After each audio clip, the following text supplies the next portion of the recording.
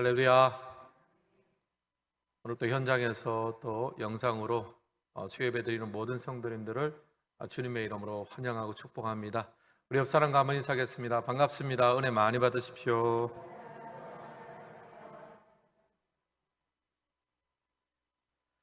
오늘은 너희의 하나님이 되려고 라는 제목으로 말씀 전하겠습니다. 독감이나 각종 질병을 미연에 예방하기 위해서 우리는 이제 예방 접종을 받습니다. 우리나라도 어렸을 때부터 결핵이라든지 비형 간염이라든지 뇌염, 소아마비 등 많은 예방 접종을 실시하고 있습니다. 예방 접종을 하면 병이나 바이러스가 와도 몸에 항체가 생겨서 병을 이겨내거나 혹은 중증으로 발전되지 않는다고 합니다. 결국 더 큰 병을 막기 위해서 주사 바늘에 찔리는 아픔을 감수하는 것이 필요합니다. 수요 예배 때는 지금 이제 민수기 말씀을 전하고 있는데요. 지금 살펴보는 민수기 15장에서는 이제 민수기 15장 전체를 보면 하나님 앞에 죄를 범했을 경우에 이제 하나님께 드릴 제사와 제물에 대해서 설명을 하고 있습니다. 그런데 하나님 앞에 죄를 짓는 데도 두 가지 종류의 죄가 있습니다. 첫 번째 죄는 부지 중에 범한 죄입니다. 모르고 지은 죄죠. 나중에 알고 보니까 이것이 참 나의 허물이 있더라, 이것을 발견한 경우입니다. 그런 경우는 이제 속죄제를 드리면 사함을 받습니다. 그런데 이제 고의로 범한 죄도 있습니다. 고의로 범한 죄 같은 경우에는 정해진 속죄제가 없습니다. 이스라엘 백성 중에서 끊어지게 된다 하는 것이 말씀의 결론입니다. 이제 그 대표적인 예가 이 민수기에서 보면은 가데스 바네에서의 사건이죠. 12정탐꾼을 이제 거기서 가나안 땅으로 파송을 해서 정탐을 했는데 그 결과를 가지고 이제 하나님을 원망하고 불평을 늘어놓게 되었습니다. 더 나아가서 이제 도저히 우리가 이 가나안 땅을 정복하지 못하고 하나님을 신뢰하지 못하겠다, 이제 그렇게 하면서 다시 애굽으로 돌아가자 출애굽 운동을 벌이면서 하나님의 일하심과 구원을 무효화시켜 버립니다. 그러니까 이것은 단순한 죄가 아니죠. 적극적으로 여호와를 비방하고 반대하는 것입니다. 그래서 민수기 15장 31절에 보면 고의적인 죄에 대해서 이렇게 설명을 하고 있습니다. 우리 같이 한번 읽겠습니다. 그런 사람은 여호와의 말씀을 멸시하고 그의 명령을 파괴하였은즉 그의 죄악이 자기에게로 돌아가서 온전히 끊어지리라. 여기 보면 고의적인 죄를 범한 사람을 이렇게 묘사합니다. 하나님의 말씀을 멸시했다, 그리고 하나님의 명령을 경멸했더라, 또 명령을 파괴했더라, 그런 표현을 쓰고 있습니다. 그러니까 고의적으로 이제 죄를 지은 경우에는 하나님의 명령을 고의적으로 파괴하고 멸시하는 행위였다, 이제 그렇게 우리가 볼 수 있습니다. 사랑하는 성도 여러분, 오늘 말씀에 보면요, 이 하나님께서는 고의적으로 죄를 범하는 것에 대해서 굉장히 단호하게 대처하는 것을 볼 수 있습니다. 자신의 말씀을 멸시하는 것으로 여기고요, 주의 명령을 파괴하는 것으로 봅니다. 그래서 그 죄악 때문에 자신이 결국에는 의의 길에서 끊어지게 될 것이다, 죄의 결국은 사망이 될 것이다, 이제 그렇게 말합니다. 저는 우리가 오늘 하나님 앞에 이 예배를 드리면서 또 하나님 백성으로 살아가면서 이 고의적인 죄악의 길에 빠지지 않기를 원합니다. 하나님의 말씀을 멸시하지 않기를 원합니다. 죄의 명령을 고의로 파괴하지 않는 우리 모두가 되기를 소망합니다. 시편 1편에 보면 이런 말씀이 나오죠.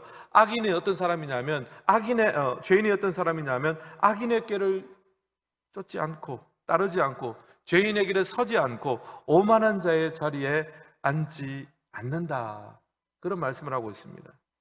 저는 오늘 예배 시간을 통해서 우리가 하나님의 백성으로서도 살아가기 위해서 믿음의 예방접종이 필요하다고 생각합니다.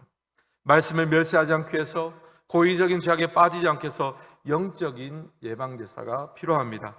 오늘 예배 드리시는 모든 성도님들이 이 예배 가운데 하나님 허락하시는 영적 예방접종을 받는 은혜를 누리시기를 주님의 이름으로 축복합니다. 그래서 오늘 이 말씀 민수기 15장을 살펴보면서 영적 예방 주사라는 관점으로 몇 가지 한번 좀 살펴보면서 은혜를 받고자 합니다. 우선 첫 번째로 보면요, 허물어진 것을 보면 즉시 보수하는 것이 영적 예방 접종입니다. 1번 같이 한번 읽겠습니다. 허물어진 것을 보면 즉시 보수하라. 37절과 38절 말씀도 함께 읽겠습니다. 이스라엘 자손에게 명령하여 대대로 그들의 옷단 귀에 술을 만들고 청새끈을 그 귀에 술을 더하라. 이 술은 너희가 보고 여호와의 모든 계명을 기억하여 준행하고 너희를 방종하게 하는 자신의 마음과 눈의 욕심을 따라 음행하지 않게 하기 위함이라. 아멘. 여기 보면 옷단에 귀에 술을 만들어라고 합니다. 여러분, 술이 무엇입니까? 우리가 뭐 흔히 사용하는 이제 그런 건 아니죠. 술은 보니까요, 영어로는 텟을 그래서 일종의 이제 뭐라고 합니까? 옷에 다는 장식 같은 거예요. 제가 사진 한번 준비했는데 한번 보여주실까요? 예. 그러니까 이 흰 양털실과 청색끈으로 만들어서요, 이 겉옷의 내 귀퉁이에다가 매다는 거예요. 뭐 표현하기가 좀 그렇습니다. 어쨌든 술입니다, 이것이. 그러니까 옷 단 끝에 매다니까 항상 우리가 겉옷을 입지 않습니까? 겉옷을 입고 나가면 항상 저 술이 보이는 거예요. 옷자락 끝에 매달린 술을 볼 때마다 무엇을 기억하라는 겁니까? 하나님의 계명을 기억하라는 거예요. 나는 하나님의 백성입니다. 주의 뜻대로 살아야 합니다. 방종하지 말아야 됩니다. 저 옷단 끝에 달린 술을 볼 때마다 기억하라는 것입니다. 결국에는 예방 차원의 교육이다 라고 말씀드릴 수 있습니다. 이렇게 늘 마음에 품고 살다 보면 조금 허술하고 무너진 것이 생기면 내가 이래서는 안 되지. 왜냐하면 저것이 늘 눈에 보이니까요. 나는 하나님의 백성이고 내가 주의 뜻대로 살아야 된다. 늘 마음속에 볼 수밖에 없습니다. 왜 자꾸 눈앞에 어른거리니까. 누구를 만나도 어른거리고 또 거울 속에 나를 봐도 어른거리고 계속 어른거리니까 내가 하나님의 백성이지, 내가 망령되이 살면 안 되지. 조금이라도 허술하고 좀 무너진 부분이 발견되면 즉시 알아챌 수가 있는 거예요. 마음속의 필터를 만들라는 것입니다. 몇 번은 인용해드린 부분이 있는데요, 깨진 유리창 효과라는 것이 있었죠. 스탠퍼드 대학교 심리학자 필립 짐바르라는 사람이 실험을 했습니다. 똑같은 차를 한 대는 굉장히 가난한 동네에 세워두고 또 한 대는 아주 부유한 동네에 세워두었습니다. 중산층 동네에 세워두었습니다. 가난한 동네에 세워둔 차는 번호판을 떼고요, 그리고 본넷을 열어두었습니다. 그러면 여러분, 그 차가 어떻게 되겠습니까? 하루도 안 돼가지고요, 다 부품 떼가고 다 도둑 맞고 유리창 다 깨졌습니다. 근데 여러분, 놀라운 것이요, 중산층 동네에 주차한 차량이 그냥 두면 괜찮은데요, 한쪽 유리창을 조금 깨트려서 주차를 해놓으니까요, 불과 몇 시간도 안 돼서 다른 유리창 다 깨지고 안에 것도 다 도둑 맞고 부품도 다 빼가고 그런 똑같은 일이 발생했다는 것입니다. 가장 좋은 예방이 뭡니까? 처음 유리창이 조금 깨어졌을 때에 그것을 고치고 갈아 끼우는 게 중요하다는 거예요. 여러분, 이것을 우리가 좀 신앙생활하면 적용해 볼까요? 여러분, 우리가 좀 보통 뭔가 내가 이렇게 살면 안 된다, 내가 좀 이런 부분이 느슨해졌네, 조금 느슨해질 때 우리가 그것을 고칩니까? 조금 느슨해질 때는 그냥 지나갑니다. 또 뭐 이렇게 또 회복되겠지, 방치하고 지나갑니다. 언제 그러면 정신을 번쩍 차려가지고 회복합니까? 완전히 무너지고 내가 도저히 이래서는 안 되겠다, 내가 다시 한번 정말 한번 하나님 은혜로 한번 다시 일어서야 되겠다, 완전히 무너졌을 때, 혹은 바로 그 직전에, 그때서야 비로소 고치려 합니다. 사랑하는 성도 여러분, 우리 신앙생활에 중요한 것은요, 무너진 것이 일어서는 것도 중요하지만 조금 무너졌을 때 그것을 예방하고 고치는 것이 중요합니다.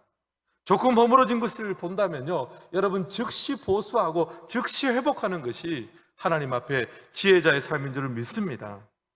조금 무너진 것이 있으면, 조금 허물어진 것이 있으면 시간 문제지 언젠가는 금방 다 허물어져 버리거든요. 여러분, 그 구약 성경에 보면 산당이라는 것이 있었습니다. 원래는 이제 하나님께 예배드리고 좀 찬양하는 곳으로 사용을 했습니다. 왜냐하면 이스라엘 지역이 또 넓고 예루살렘 또 성전은 굉장히 멉니다. 그래서 절기 때나 한번 가기 때문에 이제 곳곳에 산당이라는 곳이 있었습니다. 원래는 좋은 의도로 유지를 했죠. 하지만 시간이 지나면 지날수록 우상숭배의 진원지가 되었습니다. 결국 산당은 철저하게 파괴해야 되는 것입니다.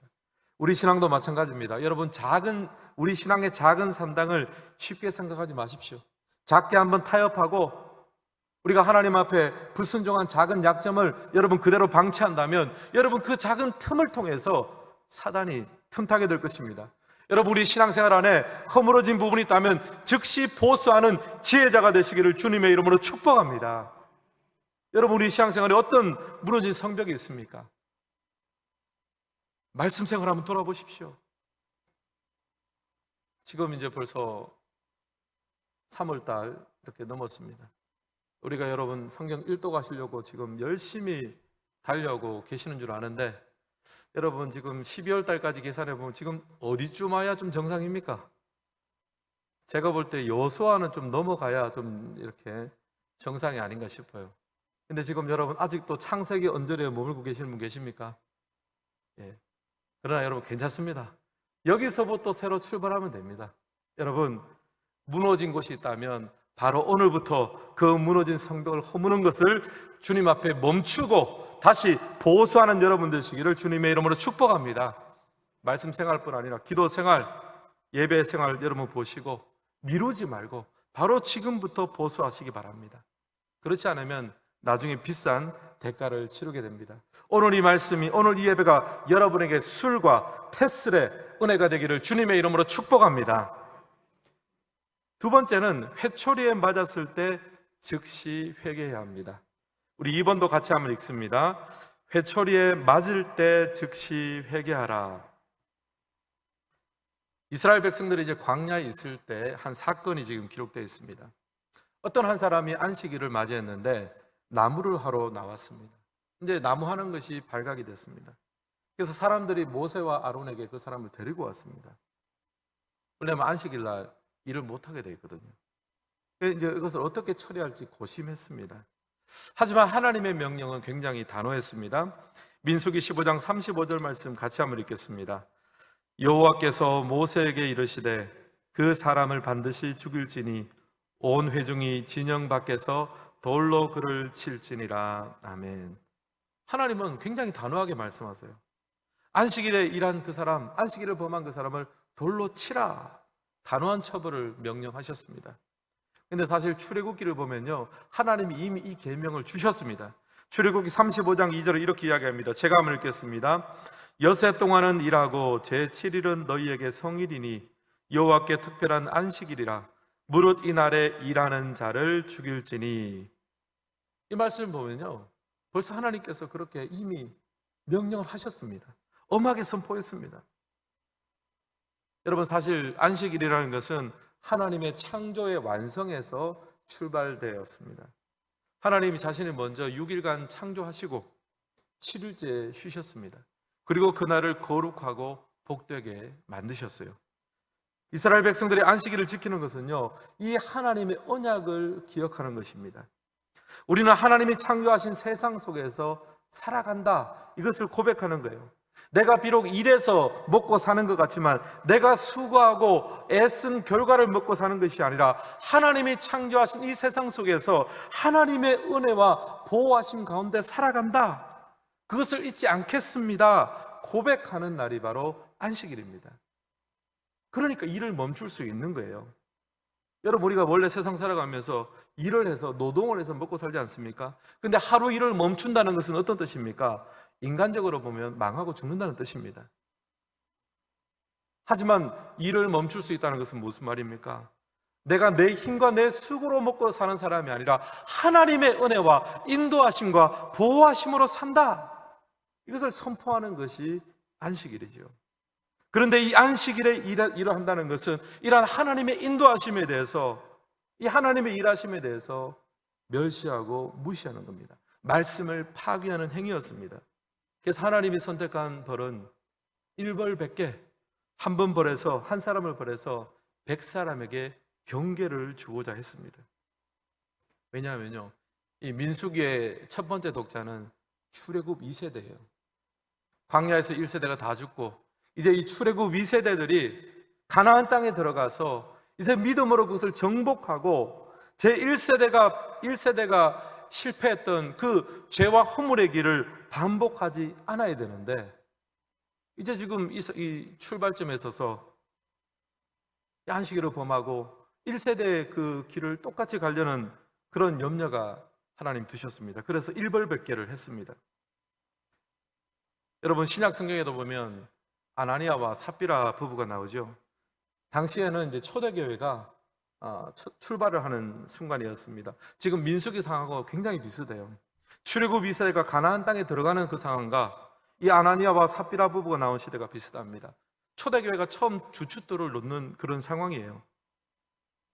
어떤 사건이 있었냐면은 이제 바나바라는 사람이 자신의 재산을 팔아서 사도들의 발 아래 두었습니다. 그래서 그것을 가지고 구제하고 교회를 세우는 데 사용했습니다. 이 모습을 보니까 아나니아와 삽비라 부부가 너무 좋아 보였던 거예요.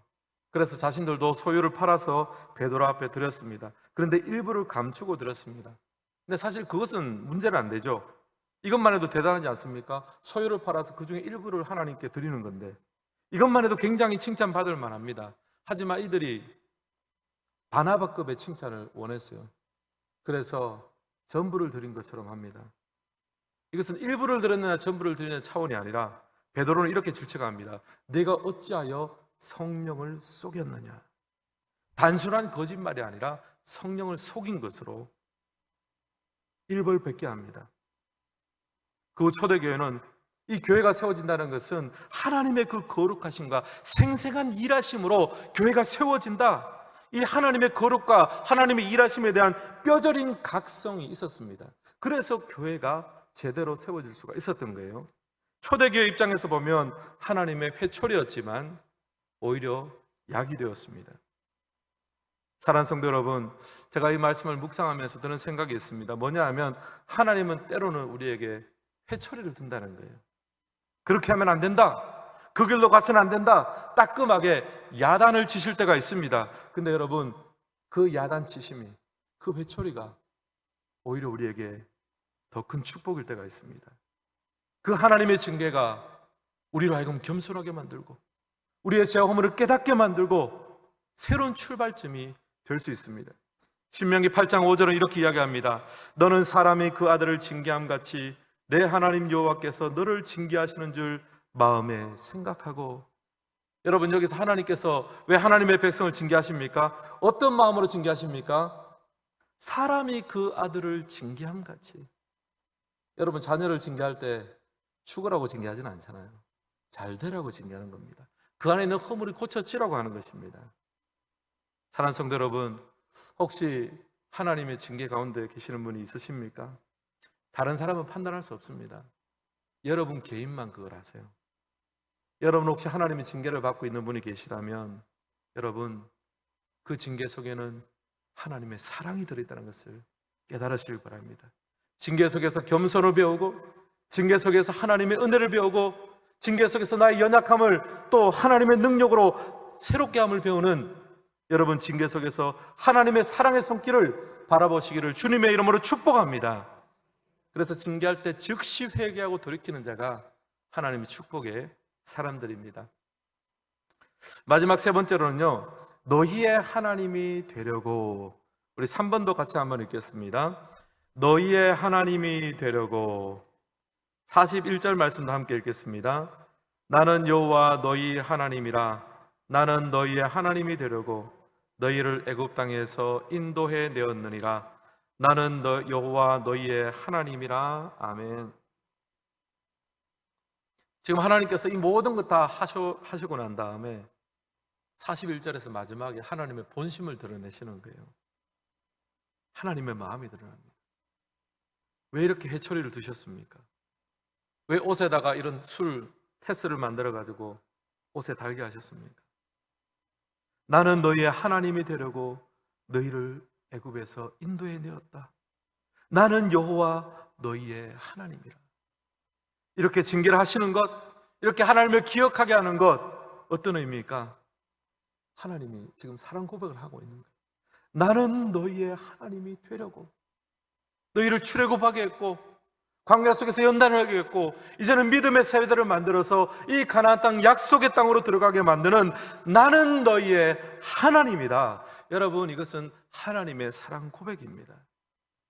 여러분, 이런 하나님의 마음을 안다면요, 우리가 뭐 하나님 앞에 고의로 죄를 짓느냐 아니면 뭐 모르고 죄를 짓느냐 이런 차원의 문제가 아니에요. 우리가 이제 이 말씀을 자면 이게 내가 지은 죄가 고의로 지은 죄일까 아니면은 뭐 내가 모르고 지은 죄일까 막 이제 복잡해지는데, 여러분, 지금 하나님이 말씀하시는 것은 그런 차원을 얘기하는 것이 아닙니다. 우리는 하나님 앞에 죄를 짓느냐 안 짓느냐 그것을 걱정한다면 여러분, 그것은 60점짜리 신앙입니다. 우리의 목표는 뭐냐면 하나님을 사랑하는 거예요. 지금 하나님께서 말씀하시잖아요. 너희의 하나님이 되려고 내가 이렇게 하고 있다. 여러분, 그 하나님의 사랑의 고백 앞에 우리가 여러분 하나님 앞에 내가 이런 죄를 짓느냐, 이것이 내가 과연 고의적인 죄냐 아니냐, 여러분 이런 고민을 넘어서서 하나님을 뜨겁게 사랑하는 우리 모두가 되기를 주님의 이름으로 축원합니다.